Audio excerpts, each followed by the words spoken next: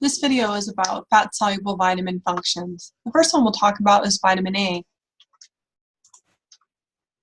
Vitamin A has an important role in gene expression. So this figure here that I've created shows you a simplified way of how it's involved in gene expression. So it can be involved in activating or deactivating genes. So in this example, we have vitamin A that then can come into the cell, the nucleus of a cell, and bind with a response element that's on the DNA. And this can lead to the production of an mRNA strand, which then can lead to a protein, like you learned about earlier in this class. It can increase synthesis of protein, or also could act to decrease the formation of a protein. Another function, along with gene expression, it's involved in cell differentiation, which means encouraging cells to differentiate into different tissue lines. So this becomes really important during pregnancy with fetal development. And then finally, its role in gene expression is related to immunity. So when you think of vitamin A, you might think of carrots, because oftentimes people will talk about carrots and how they're good for your eyes. And in fact, they really are, because of the high amounts of vitamin A in them. So this is your book's drawing of the visual cycle. Now for this class, you don't need to memorize anything with the visual cycle other than knowing that vitamin A is involved in vision, and that the form of vitamin A used is retinol. And actually, that's okay if you don't know the form for this class, but I do want you to be aware that there are different forms of vitamin A, and there's a precursor form that also can be involved in the visual cycle. And the precursor form, just for your information, is called beta-carotene. And so essentially the take-home message is that vitamin A is used to involve in the vision cycle. So this is my simplified version of this more detailed version from your book. And really, again, it's involved in vision, and specifically, we are able to see in low light because of vitamin A. So think about when you've gone into a movie theater when it's dark, or if you're driving at night and there aren't lights outside, and you do have your car lights, but it's still darker out around you.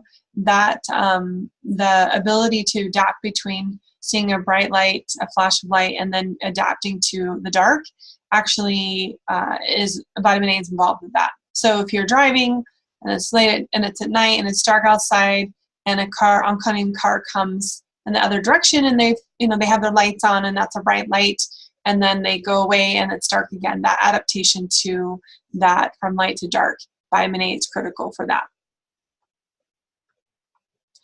What about vitamin D? Well, its main role is to help maintain blood calcium levels. Well, how does it do that? It acts on 3 different organs in helping to maintain blood calcium, so whether it's low or whether it's high.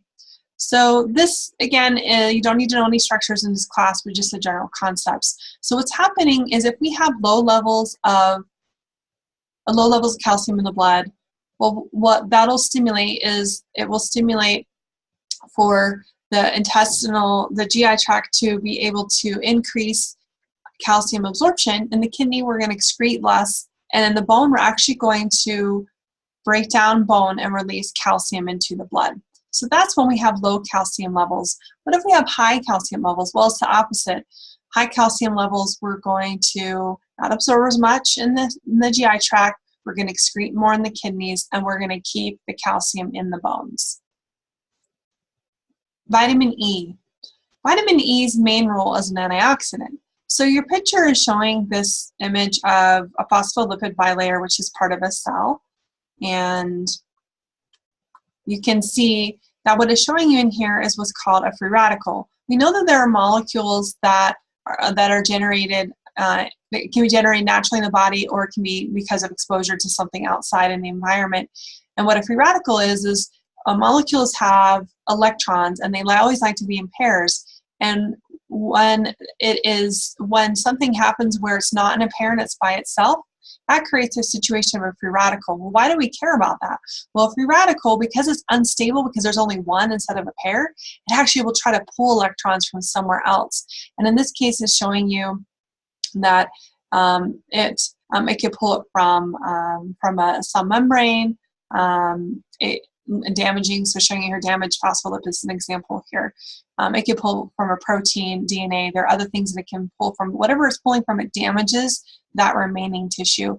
So in this case, not a tissue, but an element. So here is a phospholipid, a type of lipid.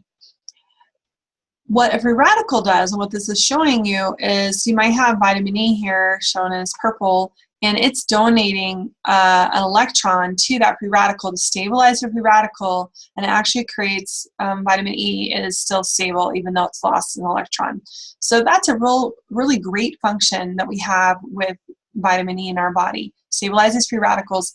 I just wanted to put a plug in here too, so you remember that there are other antioxidants that are used in the body. One is vitamin C, which is on another video, and then beta carotene I mentioned briefly with vision, but this is also an antioxidant, and I didn't talk too much about that in vitamin A section, but just know that that is another antioxidant. So I remember this by ACE, ACE. So vitamins A, vitamin C, and vitamin E are all antioxidants, so ACE. How about vitamin K?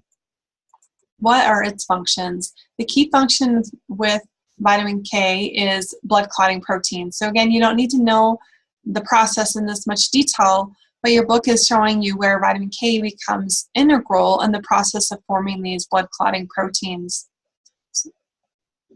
So that's the end of the fat-soluble vitamin functions. I encourage you to watch the other video about water-soluble vitamin functions, and also the other videos that go through food sources and deficiency and toxicity symptoms.